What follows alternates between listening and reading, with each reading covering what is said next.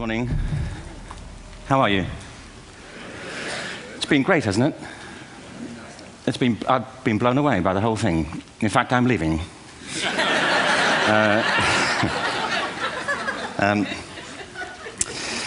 There have been three themes, haven't there, running through the conference, which are relevant to what I want to talk about. One is the extraordinary evidence of human creativity in all of the presentations that we've had and in all the people here. Just the variety of it and the range of it. The second is that it's put us in a place where we have no idea what's going to happen in terms of the future. No idea how this may play out.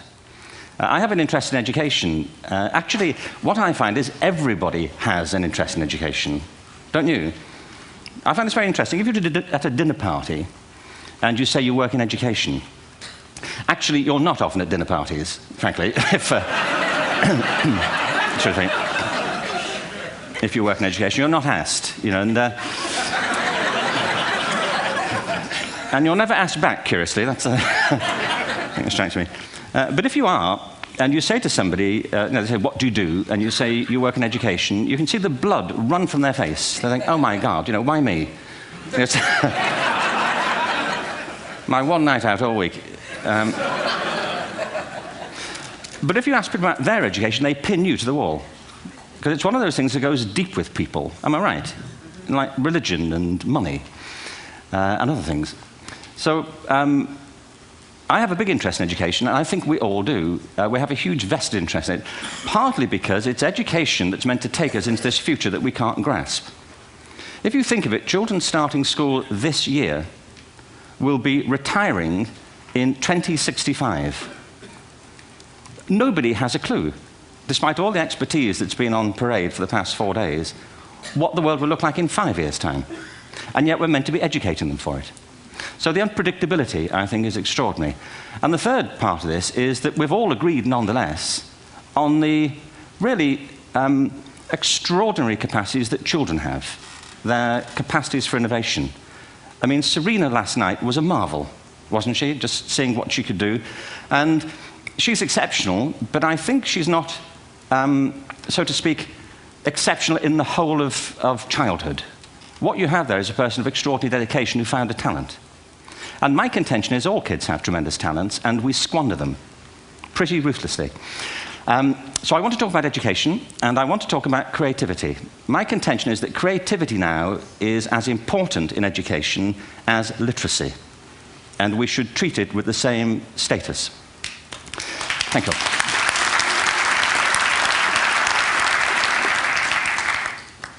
That was it, by the way. Thank you very much. So, 15 minutes left. Well, I was born... No,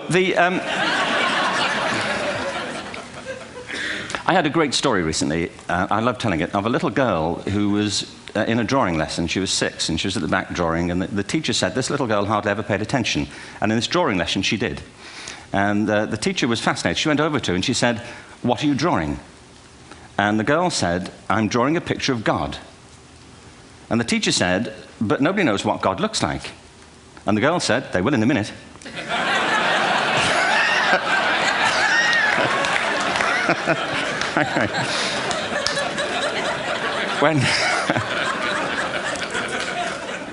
When my son was 4 in England, actually he was 4 everywhere, to be honest. I mean, if we're being strict about it, wherever he went, he was 4 that year. But he was in the Nativity play. Do you remember the story? No, it was big. It was a big story. Mel Gibson did the sequel. You may have seen it. I don't know. It was Nativity 2. But James got the part of Joseph, which we were thrilled about. We consider this to be one of the lead parts. We had the place crammed full of agents and T-shirts, you know. James Robinson is Joseph. He didn't have to speak, but do you know the bit where the 3 kings come in? They come in bearing gifts, and they bring gold, frankincense, and myrrh. This really happened. We're sitting there, and they, I think, just went out of sequence. Because we talked to the little boy afterwards and said, you know, are you okay with that? And they said, yeah, why was that wrong? They just switched. I think that was it. Anyway, the 3 boys came in, little 4-year-olds with tea towels on their heads, and they put these boxes down. The first boy said, I bring you gold. And the second boy said, I bring you myrrh. And the third boy said, Frank sent this.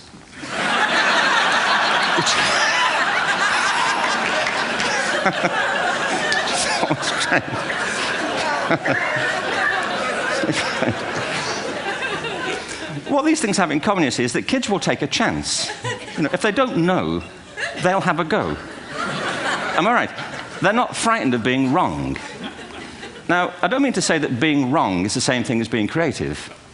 What we do know is, if you're not prepared to be wrong, you'll never come up with anything original. If you're not prepared to be wrong.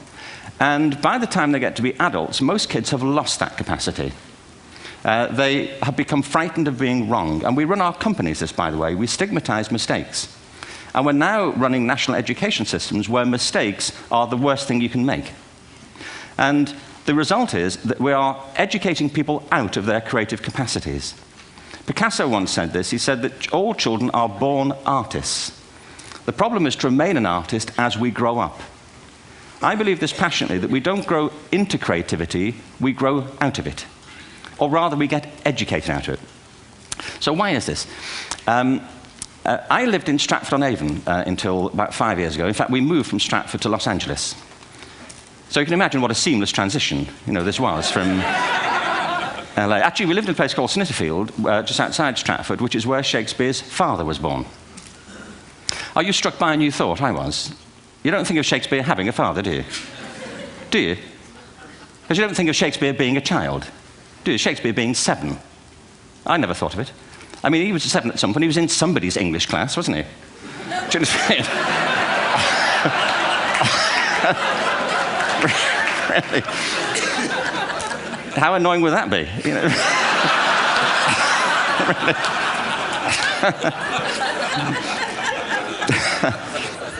Must try harder.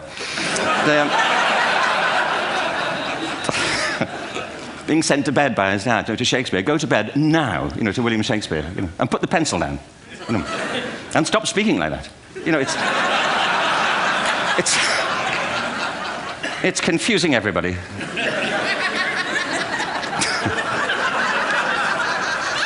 Anyway,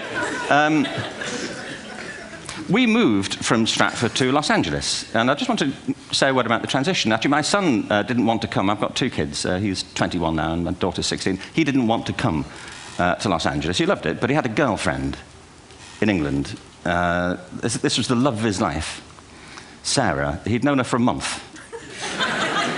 Mind you, they'd had their 4th anniversary by then, because it's a long time when you're 16. Anyway, he was really upset on the plane. He said, "I'll never find another girl like Sarah."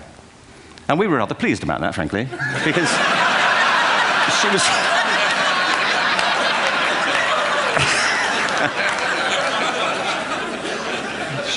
she was the main reason we were leaving the country.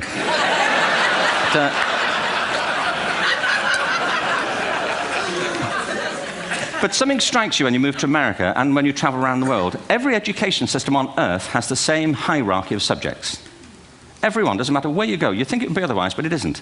At the top are mathematics and languages, then the humanities, and at the bottom are the arts, everywhere on Earth. And in pretty much every system, too, there's a hierarchy within the arts. Art and music are normally given a higher status in schools than drama and dance. There isn't an education system on the planet that teaches dance every day to children the way we teach them mathematics. Why? Why not?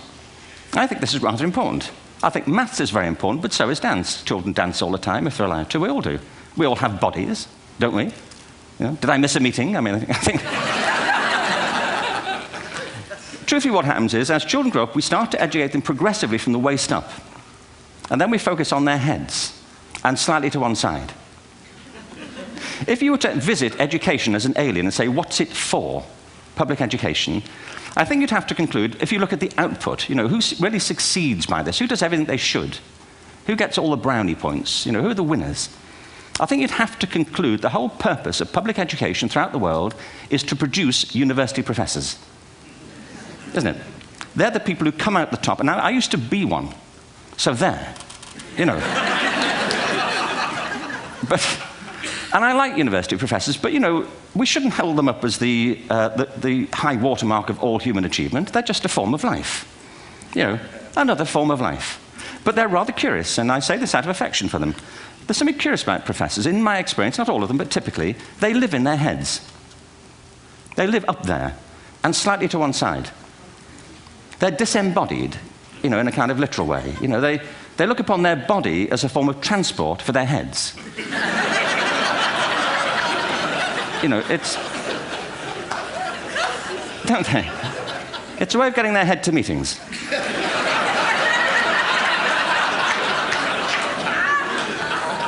If you want real evidence of out-of-body experiences, by the way, get yourself along to a residential conference for senior academics and pop into the discotheque on the final night. And there you will see it. Grown men and women writhing uncontrollably off the beat, waiting to it ends so they can go home and write a paper about it. Now, our education system is predicated on the idea of academic ability. And there's a reason. The whole system was invented around the world. There were no public systems of education really before the 19th century. They all came into being to meet the needs of industrialism. So the hierarchy is rooted on two ideas. Number one, that the most useful subjects for work are at the top. So you were probably steered benignly away from things at school when you were a kid, things you liked, on the grounds you would never get a job doing that. Is that right? Don't do music, you're not going to be a musician. Don't do art, you won't be an artist. Benign advice, now profoundly mistaken. The whole world is engulfed in a revolution. And the second is academic ability, which has really come to dominate our view of intelligence because the universities designed the system in their image.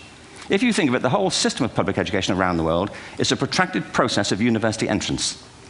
And the consequence is that many highly talented, brilliant, creative people think they're not, because the thing they were good at school wasn't valued or was actually stigmatized. And I think we can't afford to go on that way. In the next 30 years, according to UNESCO, more people worldwide will be graduating through education than since the beginning of history. More people. And it's the combination of all the things we've talked about, technology and its transformational effect on work, and demography and the huge explosion in population. Suddenly, degrees aren't worth anything. Isn't that true? When I was a student, if you had a degree, you had a job. If you didn't have a job, it's because you didn't want one. And I didn't want one, frankly. So, but now, kids with degrees are often heading home to carry on playing video games because you need an MA, where the previous job required a BA, and now you need a PhD for the other. It's a process of academic inflation, and it indicates the whole structure of education is shifting beneath our feet. We need to radically rethink our view of intelligence. We know three things about intelligence. One, it's diverse. We think about the world in all the ways that we experience it. We think visually, we think in sound, we think kinesthetically, we think in abstract terms, we think in movement. Secondly, intelligence is dynamic. If you look at the interactions of a human brain, as we heard yesterday from a number of presentations, intelligence is wonderfully interactive. The brain isn't divided into compartments. In fact, creativity, which I define as the process of having original ideas that have value, more often than not, comes about through the interaction of different disciplinary ways of seeing things. The brain is intentionally, by the way, there's a shaft of nerves that joins the two halves of the brain called the corpus callosum. It's thicker in women. Following on from Helen yesterday, I think this is probably why women are better at multitasking. Because you are. Aren't you? There's a raft of research, but I know it from my personal life. If my wife is cooking a meal at home, which is not often, thankfully, but if she's doing... No, she's good at some things. But if she's cooking, she's dealing with people on the phone, she's talking to the kids, she's painting the ceiling, she's doing open heart surgery over here. If I'm cooking, the door is shut, the kids are out, the phone's on the hook. If she comes in, I get annoyed. I say, Terry, please, I'm trying to fry an egg in here.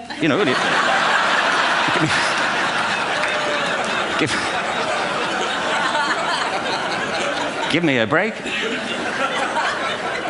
Actually, do you know that old philosophical thing? If a tree falls in a forest and nobody hears it, did it happen? Remember that old chestnut?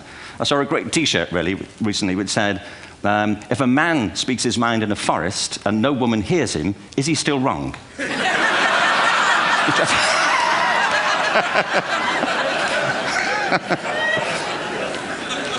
And the third thing about intelligence is it's distinct. I'm doing a new book at the moment called Epiphany, which is based on a series of interviews with people about how they discovered their talent. I'm fascinated by how people got to be there. It's really prompted by a conversation I had with a wonderful woman who most people have never heard of. She's called Gillian Lynn. Have you heard of her? Some have. She's a choreographer, and everybody knows her work. She did Cats. and Phantom of the Opera. She's wonderful. I used to be on the board of the Royal Ballet in England, as you can see. And anyway, Jill and I had lunch one day. I said, how'd you get to be a dancer? And she said it was interesting. When she was at school, she was really hopeless. And the school in the 30s wrote to her parents and said, we think Gillian has a learning disorder. She couldn't concentrate, she was fidgeting. I think now they'd say she had ADHD. Wouldn't you? But this was the 1930s, and ADHD hadn't been invented, at this point, so it wasn't an available condition. People weren't aware they could have that. Anyway, she went to see this specialist. So this oak-panelled room, and she was there with her mother, and she was led and sat on this chair at the end, and she sat on her hands for 20 minutes while this man talked to her mother about all the problems Gillian was having at school. And at the end of it, because she was disturbing people, her homework was always late and so on, little kid of 8, in the end, the doctor went and sat next to Gillian and said, Gillian, I've listened to all these things that your mother's told me. I need to speak to her privately. So he said, wait here, we'll be back. We won't be very long. And they went and left her. But as they went out the room, he turned on the radio that was sitting on his desk. And when they got out the room, he said to her mother, just stand and watch her. And the minute they left the room, she said she was on her feet, moving to the music. And they watched for a few minutes, and he turned to her mother, and he said, Mrs. Lynn, Gillian isn't sick, she's a dancer. Take her to a dance school. I said, what happened? He said, she did. I can't tell you how wonderful it was. We walked in this room, and it was full of people like me. People who couldn't sit still. People who had to move to think. Who had to move to think. They did ballet, they did tap, they did jazz, they did modern, they did contemporary. She was eventually auditioned for the Royal Ballet School. She became a soloist. She had a wonderful career at the Royal Ballet. She eventually graduated from the Royal Ballet School, found her own company, the Gillian Dance Company, met Andrew Lloyd Webber. She's been responsible for some of the most successful musical theatre productions in history.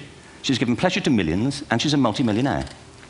Somebody else might have put her on medication and told her to calm down. Now, I think...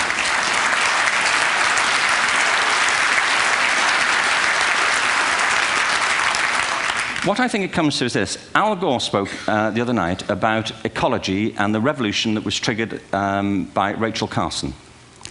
I believe our only hope for the future is to adopt a new conception of human ecology, one in which we start to reconstitute our conception of the richness of human capacity. Our education system has mined our minds in the way that we've strip-mined the earth for a particular commodity, and for the future, it won't serve us. We have to rethink the fundamental principles on which we're educating our children. There was a wonderful quote by Jonas Salk, who said, if all the insects were to disappear from the earth, within 50 years, all life on earth would end. If all human beings disappeared from the earth, within 50 years, all forms of life would flourish. And he's right. What TED celebrates is the gift of the human imagination. We have to be careful now that we use this gift wisely and that we avert some of the scenarios that we've talked about. And the only way we'll do it is by seeing our creative capacities for the richness they are and seeing our children for the hope that they are. And our task is to educate their whole being so they can face this future. By the way, we may not see this future, but they will. And our job is to help them make something of it. Thank you very much. Bravo. Here, here.